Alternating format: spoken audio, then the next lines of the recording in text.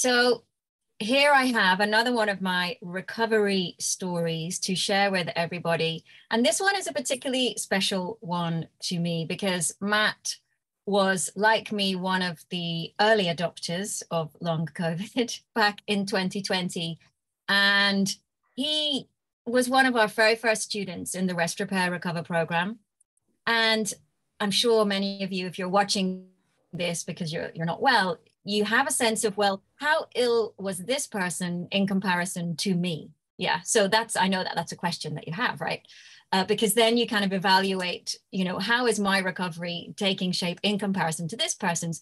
And one of the things that I remember thinking about Matt was, Matt is much further down in the abyss than I am. And that's a really, really tough place. And obviously Matt showed up weekly in the Rest Repair program, and we would see him making these very, very tiny changes. And because we were quite a small program at that point, there was always the opportunity just to kind of watch someone in quite close detail. And it was like watching a very, very slow plant growing. But, one of the things that I'm absolutely delighted to share is Matt has made a full recovery and is here now to tell us his story, which is absolutely amazing. Matt, before we go into the illness, just tell us a little bit about you, your life, what you do, the things that you like to do and were missing when you were ill, so we get a sense of that. Hi, everyone. Yeah, so I've always been a really active person, and I don't necessarily mean kind of going off and running marathons and things like that, but just very, very outdoorsy. Would spend, I've always spent, all my holidays doing things like, windsurfing and dinghy sailing and, climbing mountains or going traveling or, swimming, just constantly on the go, really. So yeah, just really active, quite competitive. I'm a teacher. I've taught for about 8 years now, and I was in industry before that. So that's a really full-on job. And then I've currently, my children are currently aged 6 and 4. So obviously at the time they were a lot younger when I fell ill. So yeah, just sort of family life's incredibly important to me, and outside of that, just kind of seeing the world and being really active is what I'm all about, really. So yeah, that's me. That's you. Fantastic. Thank you. So Matt, when did you first meet COVID? Was it in March, February time? Yeah, so it was the 22nd of March, 2020. So it was I kind of caught COVID a week before lockdown was announced, essentially. I was just coming to the end of a really busy school term. There was lots of talk about national lockdowns and whether we should follow Italy's approach and all this sort of stuff. And I think initially I just had a cough, really, and I wasn't. I just sort of carried on, and there were lots and lots of coughs going around school, and the children are coming back from nursery with coughs, etc. But I wasn't particularly ill. Initially. And then after about a week or 10 days or so, we were just doing things like, going for a family walk. I just noticed I was becoming, really quite breathless and, just not able to, my sort of physical ability just wasn't what it was before. And it kind of just spiraled quite quickly. So by about day 10, I couldn't get up and down the stairs at home. I needed help getting up and down the stairs, but of course there were no tests or anything like that then. And when I phoned, when I phoned 111 and got advice from them, they basically said, well, are your lips blue? Can you crawl up the stairs? With some help. And I said, well, yeah, I just about can, but I could barely finish a sentence. I was so kind of breathless, and it just absolutely knocked me. So yeah, that was about the 10-day mark. And then there was, there was a period of weeks where I was just very, very ill. I was kind of, at one point I just wanted to, my only aim really was to make it to my son's birthday, the following week. I just didn't really know which way it was going to play out. It was quite confusing because ordinarily, I think if you were that ill, you'd have been sort of taken into hospital and given care. Yes. But when the GPs did, when my GP did advise me to go to A&E, it was just quite a surreal experience because I was so unwell, and they clearly diagnosed me as having COVID, but they just didn't know what to do with me at all. So they kept kind of sending me home. But yeah, I was very ill and quickly became housebound. Very frustrated with the situation. Yeah.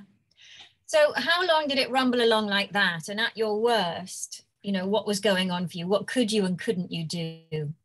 So I'd say it was a good 4 or 5 months, I would say, of just being, certainly housebound, but also, needing help to get around the house, and, kind of living like a 90-year-old, perhaps, just kind of going maybe downstairs once a day and coming back up at the end of the day. And I mean, the symptoms were, the classic kind of chest compression. I just remember lying in bed, feeling like an elephant was sat on me. The kind of shortage of breath, headaches were just incredible, just like the worst migraines ever, really. And then the kind of brain fog and some gastro symptoms as well. So it's like a whole, you name it, I had it really. And I wasn't able to read a bedtime story to my children. That was quite a vivid memory and like a really tough, really, really upsetting part of it, just not being able to engage in anything. It wasn't like, I was even trying to take them to the park. I was just trying to sort of, kiss them goodnight really and, read a short story, but I wasn't able to do anything like that, just reading a picture book. When I remember initially I tried to carry on working because, as schools had kind of moved to teaching online, but it was just hopeless. I mean, I'd kind of log onto my computer and, I literally I couldn't read an email, let alone respond to it. That just wasn't an option at all. It was hideous, really. And it was kind of, every time I felt a slight improvement, I would kind of try and walk to the end of the road. There's this little turning circle at the end of our road, which is maybe, 150 meters away. And I'd just try and kind of potter down there. And it would just generally send me back into a worse relapse than I was before. So it was kind of like, it took weeks and weeks to make a tiny amount of progress. And then you do something really tiny like that. Or I remember once just trying to cut up a butternut squash. And that's quite hard work. I was just literally in bed for like 10 days afterwards. And it's just not in no way like a normal response to, all the usual things you do when you're beginning to recover from things just didn't work, essentially. And then I suppose eventually by kind of August time, so a good sort of 5 months, I always sort of thought, well, I'm ill, but as long as I'm okay for the summer, that's it won't be the end of the world, sort of thing, and I'll be able to get back to work in September.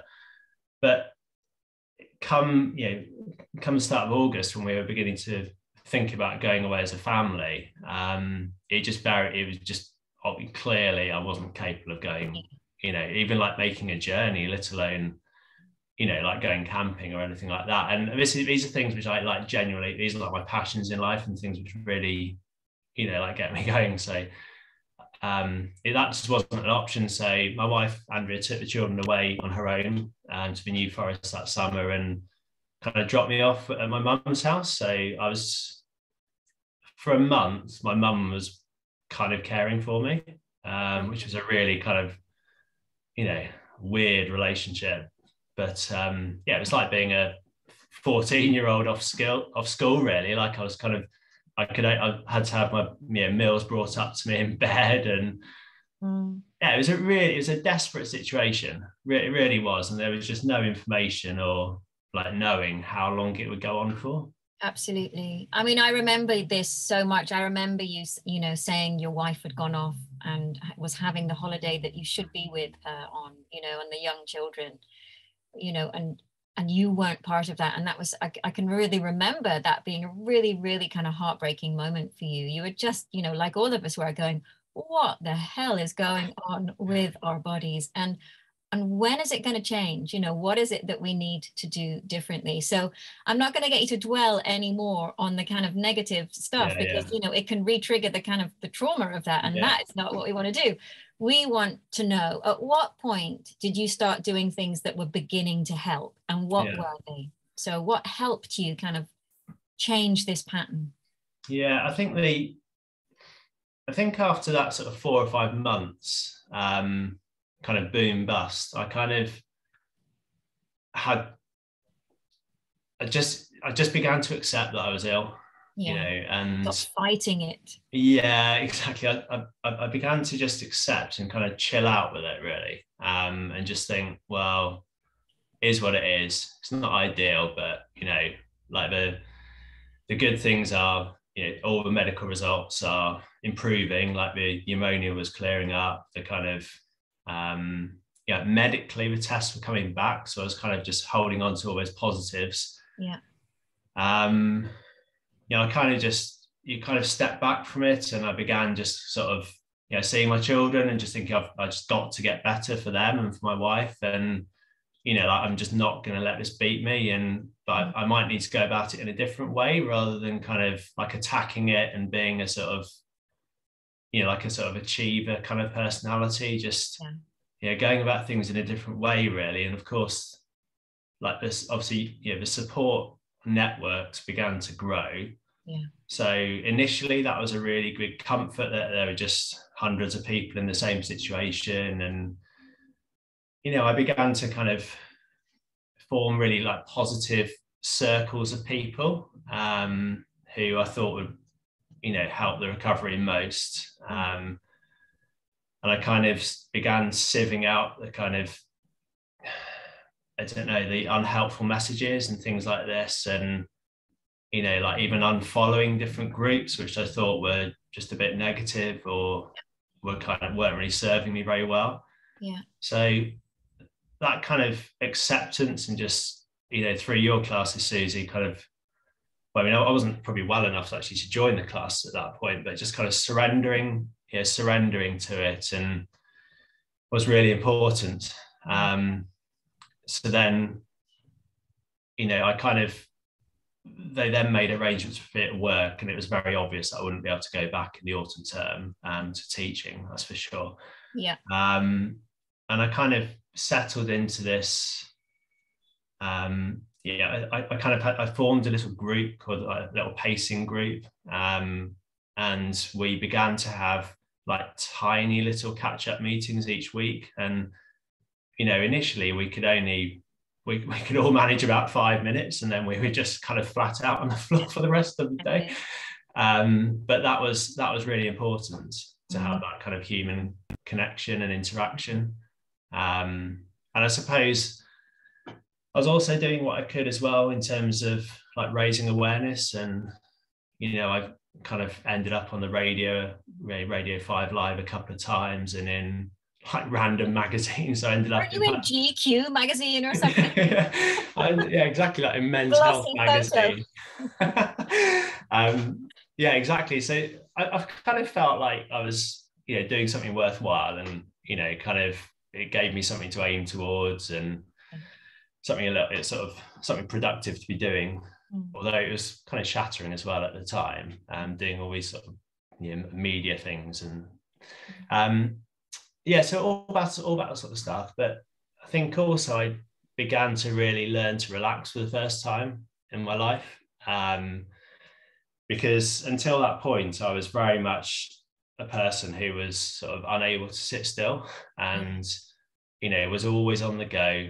Never stopping. Probably, if I'm being really frank, just on the edge of being burnt out some of the time. So I think I just began to see it more as an opportunity, just to kind of step back. I learned to meditate, and that was a game changer. Definitely, it didn't get me better, but it really helped to stabilize things. And I was meditating like 3 times a day, and it was like a skill. And as the more time, the longer I did it for, the better I got, and the more I enjoyed it, and the more I started to miss it if I didn't if I didn't meditate each day. So that really helped. And so I suppose it was just an opportunity to work on things like my breathing and like resting, and I don't know, I just did random stuff like when I was able to. And this wasn't when I was able to, I just bought like an adult colouring in book and did things like that, and did a bit of painting at home. I mean, I wasn't doing it all day, don't get me wrong, but little things like that to keep me sane. And there were times when I don't know, it's an odd one really. There were times when I wasn't always, I wasn't always unhappy. Like at times it was kind of okay being like it. And friends would come around and visit, and I'd sit on my chair outside the house and all this sort of stuff. Well, I think there's something, you used the word, you kind of settled into it. And, what I would say, that was you finally accepting that you were ill, and that you actually really needed to learn how to look after yourself, not just, to get you through this, but just in general. I need to learn how to love my body in a way that's going to get me through life, probably in a healthier state than if I'd carried on at the pace that I was doing before. And I think there's quite a lot of people that make that realization that, actually, when they come out the other side, and loads of people come out the other side, they look back and they go, I don't want to go back to the pace that I was doing things at before, because it was too much. I just don't want to take it all on. And I'm kind of hearing that that's where you kind of allowed yourself to just sort of hang out, just enjoying having people around, enjoying doing little bits and pieces. It's accepting that slower pace, because as we both know, fighting this illness, fighting this recovery, throwing everything you've got at it is actually the wrong approach. You just keep hitting the brick wall and sliding down again. So it's lovely to hear you saying, I just got a colouring book and did a little bit. I think it took a bit. There was so much information. I mean, as with everything in life now, there's just so much information out there, and all these people suggesting different things, alongside all the kind of medical tests which were going on. And it took a while to kind of just distill down what was actually useful to me and what was working for me. So whether that was diet and supplements and I remember you took niacin, didn't you? That was an interesting one for you. You were quite sort of, when we first heard about the stack and flushing niacin, you definitely gave that a go. Can you remember when you noticed a difference from that? Did it help? I mean, did it help? I mean, looking at the time, it felt, whether it was just a placebo or what, really, but goodness knows. But at the time, it gave me a bit of a lift, I suppose. But I went from kind of low histamine to, it's hard to remember, but all the different, like low, like eliminating carbs to low histamine, like anti-inflammatory diets, like into a lot of like fasting, intermittent fasting. I tried all sorts of those things. That in the end, I just settled on a healthy Mediterranean diet, essentially. And I certainly eat less carbs than like now than I did previously, and I've definitely, it's been one of the sort of long lasting changes. And that's, I think that was part of the kind of how reducing this kind of boom bust pattern. But yeah, in the end, I wouldn't say any of them were particularly helpful to the recovery, apart from eating a healthy diet. And it was actually quite, I didn't drink any caffeine at all for those. I was housebound for 10 months and didn't drink any caffeine at all. And actually, when I started to again, it was quite nice. And you find out that a cup of coffee or a tea in the morning doesn't kill you, sort of thing. No, so, well, it's such a relief when you find out that it doesn't paralyzingly ill again. So. Yeah, exactly. Yeah, I think there were just various things really. You kind of the diet was one thing where it was going like left, right, and then come back to the middle. Like routines. I began and kind of addressing sleep. I mean, as when I was ill, it was kind of, I did become quite an insomniac, and it was really quite challenging to kind of get that back on track again. And the way I did in the end was just I did a sleep program called Sleepio, and that helped me just to essentially, like, if I wasn't asleep in bed, like, I just didn't spend time in the bedroom. So this is when I began getting things together around the sort of 10-month mark. I was, if I wake up at 4 a.m. or 3:30, I would just get up and go downstairs and, right. And not fret about it. Yeah, and just go and do something like productive or enjoyable downstairs, and just think, oh, whatever, like, I'm awake, so what, really? I'll sleep later. Yeah. And that's something it really helped me that with the recovery, because I think previously I was quite often waking pretty early in the morning, if I'm being really honest, and I was kind of just getting really frustrated that I was like wasn't asleep. So now what I do is, generally speaking, I do wake at sort of 5:30, 4:45, but I just get up.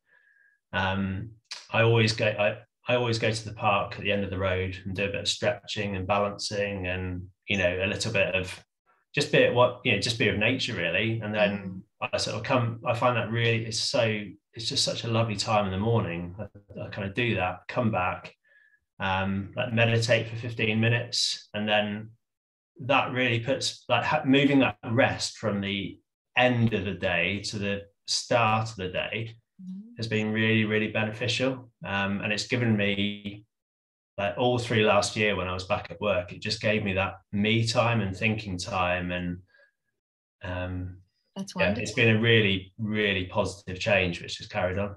Fantastic. I mean, we still have people coming into the rest repair classes and coming into the yoga for deep sleep that are totally better. They'll do the breathe class just because they know it's good for them. They're back at work, but they're also aware, oh, I really want to work to keep my stress levels down, and I want some me time, and I wasn't prioritizing it before, so I'm going to keep it in my system now. Yeah. So it's really lovely to hear that you're just kind of, okay, if I'm going to wake up really early, I'm just going to make use of that time. And it's great. I'm inspired by that, because I'm currently waking up around 5 every day. Yeah. And I don't stress about it. It's no big deal, because I'm not tired. It's my body wants to wake up then. But I think I might go out to the park. I'll say Matt inspired me to go. So what I want to know is, so you started doing the classes, and I think you started to come in when we were kind of getting them up and running. So that was in September. Yeah, it was about September, October. Yeah. 2020. 2020, yeah. It sounds like a long time ago now, doesn't it? Right at the beginning. Time flies. Yeah, and we only had those 2 classes on at that point. It wasn't a program, it was just 2 classes that we did. Yeah. And Matt was, I think, I don't even remember how many people were there. Maybe there was like 17, 20 people, and it just gradually grew and grew. But we were all still kind of navigating our way through symptoms, and you know, whenever anyone new came in, we'd kind of start the story from the beginning and say, right, well, Matt's tried niacin and someone else has tried this, and you can go to the NHS and ask for this. And it was this amazing kind of self-help group, wasn't it? We got a lot of support from each other. So let's just fast forward you. So I know at some point you were beginning to really get your kind of physical self back, and you were beginning to tolerate more movement and stuff. Didn't you then go and do the Nuffield program? Was that something that you took on?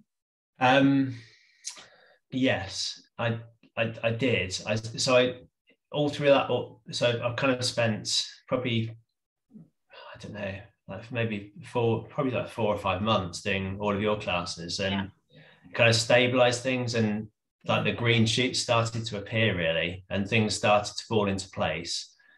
I mean, I did something called the reset program over that autumn, initially, which was more, so I think you have to get, it's like the physical and mental side of it have to come together really, essentially, for the recovery. So that was really helpful in just sort of understanding like maybe why I was vulnerable to being ill, and kind of reinforcing all the meditation, practice I was learning with you. I did do the Nuffield. That was quite a lot later actually. It wasn't until kind of Easter 2021, and I was a lot further forward then in the recovery. But I think because I was, after being housebound for 10 months, I was just really deconditioned, and I think I was certainly through the worst of COVID, but I was just so skinny, despite your classes, Susie. You were really, I could see it on your face. You're still I was just now. Just so skinny, and like the stamina just totally disappeared. It was quite frightening really, like observing your own body, deconditioning. And the Nuffield program was really kind of, it just sort of took me off on a different tack really, and it reinforcing lots of the stuff I'd done before, but it was free, and there were personal trainers, and basically we'd have online Zoom classes for, I think it was about 6 weeks, it's 3 months of that, and then it was another 3 months I think of in the gym, going in each week, and that was really useful as well actually. To give people an idea, for me, I was kind of ill, I say to people, for 10 months, and then it took another 10 months really to build my stamina back. So it was quite a long process, and I think even kind of this time last year, there were kind of, sometimes there were bits and pieces coming back, and like sometimes the body was doing the old stuff still. You did do a piece of mindset work, so we don't need to name them, but there's a lot of programs out there, but I know you did some stuff looking at your kind of neural pathways and getting the brain to kind of remember how to think like a healthy person, which I think so many people are beginning to realize that the catastrophizing of this illness and the fear that you have when you live with a body that you just don't know how it's going to respond to something, it then becomes sort of entrenched in the way that you think and behave, which then creates a whole other version of you, which you actually need to unpick. And I know that was, at what point did you do that kind of work? That was, so without a doubt, that was absolutely integral to recovery. So that was February 2021. So the timing of that then allowed you to move into doing something much more physically demanding, like the Nuffield program. Because if I'm right in thinking, you then went back in and did, wasn't it a month or so of school before the summer holidays? You went back into work, didn't you? I did a phased return in May, May 2021 for half a term, and I had to build up very slowly. I mean, I did. Initially, I went into work for an hour, and then had a day off. It sounds great looking back, and then and then exactly. Then so Wednesday went just built up incredibly slowly over. I was very, very fortunate because they had someone else covering my job, so I was able just to go in and. Amazing. I was, the maximum I was teaching in that first half term was, like a couple of lessons a day. So it was like a skeleton timetable really. And then like this time last year, I went back into full time? More or less my full-time job. I mean, it full-time. I didn't have a form group, for example, so there was still like a couple of adjustments, but bit of breathing space. Yeah, it's essentially. Essentially.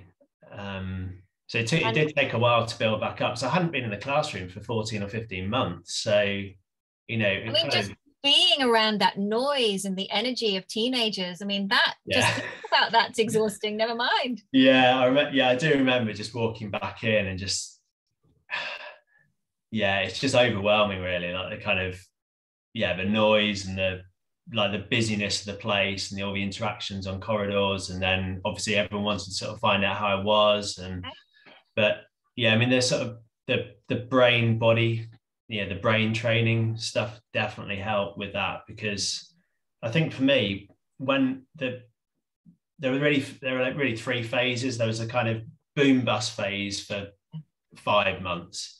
And then there was the phase where I kind of surrendering and kind of stabilizing, and which ended in the green shoots. Yes. But of course, for me, having spent 10 months in the house, like your whole identity does slowly begin to change, and your identity does begin it began to become like someone who is unwell rather than a geography teacher. It began to, I don't know, it becomes quite ingrained. And I think I needed to go through that just to give the body healing time. But it then did become really tricky to get back out of it and just get back into a healthy mindset. So, and kind of combining that with getting your head around like a deconditioned body I really did need help, mental help, really, to kind of have strategies in terms of what, even when you're walking down the road and you begin to feel like a symptom or two, like what is your brain telling yourself? Like what do you listen to, or how can you convert a thought into a more helpful thought? And it was really important to kind of, that began the sort of process of becoming healthy and putting the illness to history and putting it to bed. And that took many months of work. The progress was very quick after, but it did then take many months, really, to kind of get, like you said, like get back on track and like kind of think again like a healthy person. I mean, all the kind of, I don't know, that sort of reintegration stage is quite tough in some ways, because you've been through such a hell of a journey, and in some ways you want to tell people about it, but in other ways it's just not helpful at all. And then you might just be in a totally amazing place, and then someone just starts asking you all about long COVID, or someone comes into work and says, oh, I've just tested positive, or someone's really ill, and you think, oh God, it's like the last thing on earth. I just don't want to talk about it. Like, I just want to, and having the confidence just to say, actually, sorry, I just don't want to talk about this now. Like, stop. Totally understand. And I think, if you've never gone through something like this, you don't understand the trauma, the journey that you've gone on, and the trauma that's been involved in it. The letting go of your identity, the change to your personality, the physical and emotional experiences that you've had. They're so vast and they're so challenging. And for many of us, they were the hardest thing perhaps we've ever gone through. And so for someone to just have a glib conversation with you about it, you're kind of, but exactly. And it could, for many months, it could be really quite triggering. And it took a long time, really, until I was able just to brush it off. And people were like, oh, you're not, how do you feel about getting COVID again? And it's like, oh, fine, really. Like, it's absolutely, like water off a duck's back. Just like, but it took a long time to get to that point. Well, actually, can I just say that you did just have COVID again, didn't you? You had it just after I had it recently. Yeah, I had it in July, actually. So I was kind of going around thinking I wouldn't get it again, and had my vaccinations and stuff. And I got it, and the test came back positive. And it was, I did freak out a bit for a few days, if I'm being really honest, because because of what I went through and etc. And it did take it took 2 or 3 weeks to get kind of back on track.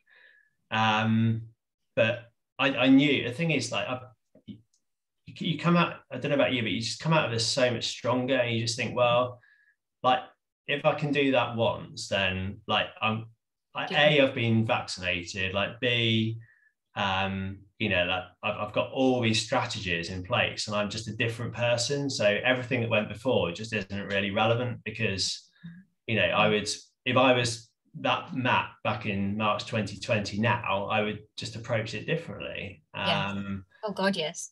Yeah. And I wouldn't try kind of doing all the stuff I did back then. So I kind of it took a couple of weeks, but it's taking most people a couple of weeks. Yeah, exactly. It was just a normal reaction, and right. I think you just come out of it so much stronger, like mentally. So much stronger, and you just got so much more perspective on life. Whether that's like trivial things happening at work, or I can just step away from things. I can go into that rest state much quicker, and you just sort of think, well, if I can do that, I can do anything, and that just keeps coming back into my head. And I've come out of it with a lot of confidence, really. And I mean, you wouldn't ever put anyone through it or wish it on anyone, because it was just dreadful. But it's all just part of life's tapestry, and the sort of things I do now, I mean, are quite different, and I do feel like a better version of my old self, which is brilliant, really. I love to hear you say that. That's so inspiring. So what I want to finish on is just tell me about the summer that you've just had. So despite having COVID in July, you've gone off and had the one of the best summers you've had in a while, I think. So tell us what you're up to. Yeah, I mean, it's been an awesome year, really. This whole year, just been sort of ticking off all the things I wanted to do. I mean, this summer we've been away in our camper van for a couple of weeks in North Wales, and it was just like a tropical conditions. It was like being on a beach island over there. It was superb. I entered a sailing event with my children, which we won, which was awesome. We retained the trophy from the year before, which is pretty cool. Yeah, cool. You have to be careful of that kind of achievement mentality, don't you? But that was really cool. Loads of paddleboarding, like loads of swimming in the sea, barbecues, met up with my brother and his family.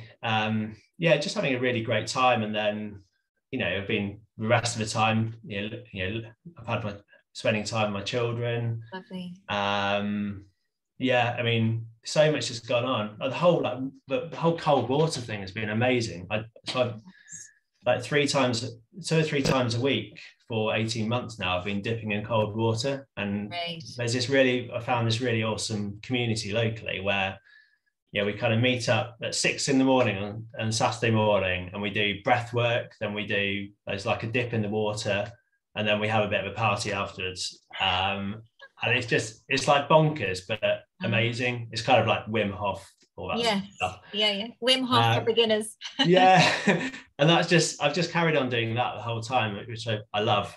Absolutely love doing that. And it kind of Let me just ask, at what point did you start that? Because I remember you added that in, didn't you? And you weren't better, but you thought you'd give it a go.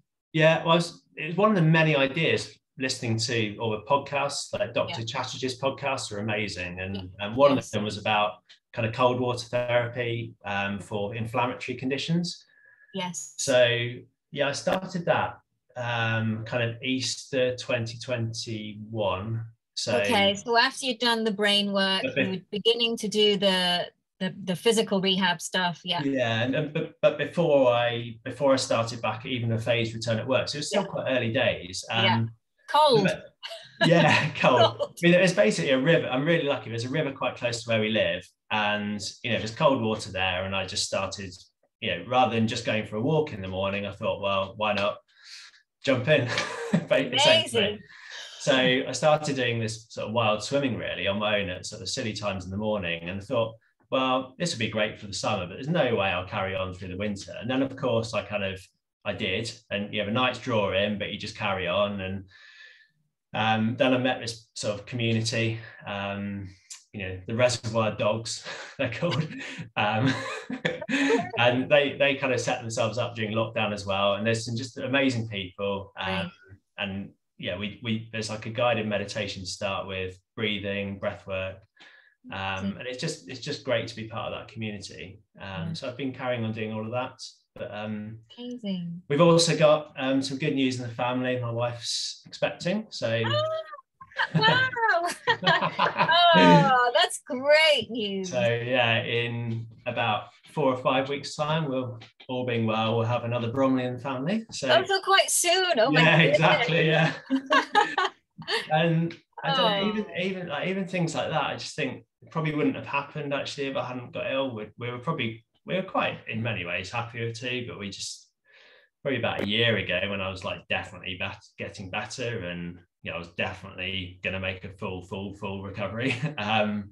You just start thinking, well, you live once, and we're fortunate, and it happens. So yeah, it's been a really awesome year. Yeah. Oh my goodness. Oh, Yeah. Matt, that's gorgeous news to finish on. Look, what I want to say to everyone that's listening is don't give up hope. Okay, the journey might be a slow one, but as you can hear from Matt's amazing story here, you just got to keep going. And there is a point where you surrender, and there are these different phases, and you definitely have to do a bit with the brain and just really checking in with what are the thoughts I'm thinking. And there's so much information out there. It wasn't available to us when we were kind of going on this journey ourselves. We were kind of making it up as we went along. But there's so many tried and tested things now that we recommend still, and pretty much everything that Matt's talking about is what we're still recommending, because as you found, Matt, as I found, as pretty much most people find, unless they have specific organ damage, there isn't really anything that standard pharmacology can help you with, unless you need your beta blockers and your bits and pieces. But most of us take our antihistamines and do the work. And the work is the breath work, the meditation, the calming the nervous system, the connecting with people to get support, and then gently letting that body-brain connection come out of panic, come into a place of safety, and then slowly allow those green shoots to emerge. So, if Matt can do it, and you're listening to this and you're thinking, my God, I'm nowhere near as far along, and I don't know if I can do it. I just want you to take hope from this story, because, I would look at Matt and go, this one's a tough one. I was a goner, right? Yeah, well, no, you were never a goner, but we were like, it was such a slow kind of emerging from your chrysalis. And you've done it so beautifully, and it's so inspiring to hear you talk about your life now and moving on to having another little one in the family and doing all of the stuff that you've managed to do this summer, because I know that there's people out there who, are in the same position that you were in, around that July, August time before you joined our sessions, where you're just kind of going, oh my God, do I need to just surrender to this? The answer is yes. Surrender to love and taking care of yourself. That's kind of one of the first things. So it's such a nice honor to have you come back in and talk. I haven't seen Matt for ages, so it's really nice to have him come back in, because of course he wouldn't need to come to class because he's back at work. But we miss people when they've been with us for quite a long time and they disappear off. It's like, oh, hello, old friend. So, Matt, what would you say to anyone, just as a kind of closer before we finish? Yeah, I mean, just never ever give up hope. I mean, there's times when you just feel a need to just scream into a pillow and just F and blind, and when you're left in a house on your own and everyone else is having fun, and you just think, what the hell is going on here? And you see these people twice your age kind of walking past, and you just think, God, like, how does that person do it? But you need that sometimes, just to let go. But you just never give up hope. And there's there are lots and lots of different options out there, and it's just about piecing this really big jigsaw together. And I think, I mean, my journey took quite a long time, but I don't think it necessarily needs to. And it's just different for everyone, really. There's like a common set of things which are really helpful, but just surround yourself by good people and supportive people and positive people. Never give up hope. Keep plugging away. Sometimes the progress is really small. Sometimes you go crashing backwards, but eventually you find the way through. And like life afterwards feels like sweet. It feels really sweet, and you meet all sorts of people along the way. Yes. Loads of people you won't stay in touch with, a few people who make really good friends, and it changes you in a really beautiful way as a person. So just keep going, and you will get there. There's no reason why you can't get there. It just takes kind of determination in a different kind of determination. Good luck with your recoveries. Matt, it's been an absolute joy talking to you and seeing you, and you did brilliantly, because you didn't need to go and rescue the kids from each other. They're probably code for him to go and run away if the kids needed attention, but you've done really well. TV's great. TV is a great babysitter.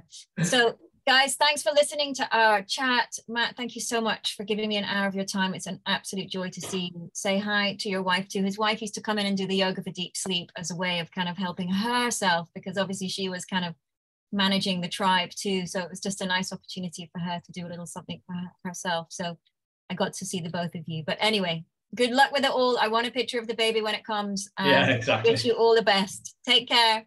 Thanks, Susie. Bye. Bye.